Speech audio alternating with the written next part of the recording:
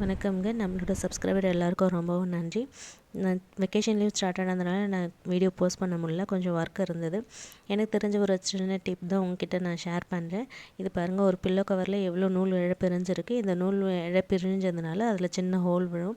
அந்த ஹோல் வழியாகவே உள்ளே இருக்க ஸ்பாஞ்சோ இல்லை காட்டனோ வெளியே வந்ததுன்னா குழந்தைங்களுக்கு அலர்ஜி ஆகும். ஸோ அதனால் நான் என்ன ஃபாலோ பண்ணியிருக்கேன்னா, என்கிட்ட இருந்த பழைய பில்லோ கவரை எடுத்து வச்சு நான் ஸ்டிச் பண்ணிட்டேன்னா அது ஒரு நார்மல் பில்லோ மாதிரியே மாறிடும். ஸ்டிச் பண்ணதுக்கப்புறம் பாருங்கள், நீங்கள் நார்மலாக கையாலே தைக்கலாம்.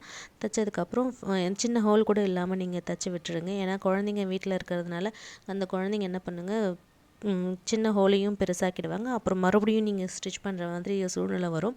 அதனால் சின்ன ஹோல் கூட இல்லாமல் நல்லா ஃபுல்லாக ஸ்டிச் பண்ணி விட்டுடுங்க. பண்ணிவிட்டு அதுக்கப்புறம் பாருங்கள், நல்லா அப்புறம் நார்மலாக நீங்கள் பில்லோ கவர் போட்டு பயன்படுத்திக்கோங்க. நான் பண்ணி முடிச்சிட்டேன். பாருங்கள், நார்மல் பில்லோ மாதிரியே மாறிடும். நீங்கள் இதுக்காக புதுசாக அதை தூக்கி டிஸ்போஸ் பண்ணவும் வேண்டாம். அப்புறம் ரீயூஸ் வேறு புதுசாக எதுவும் வாங்கவும் வேணாம். அந்த இதுவே நீங்கள் பயன்படுத்திக்கலாம். பாருங்கள், ஃபுல்லாக தைச்சி முடிச்சிட்டேன். பாருங்கள், புது நார்மலாக யூஸ் பண்ணுற பில்லோ கவர் போட்டு பார்த்துருங்க, பயன்படுத்திக்கோங்க. தேங்க்யூ.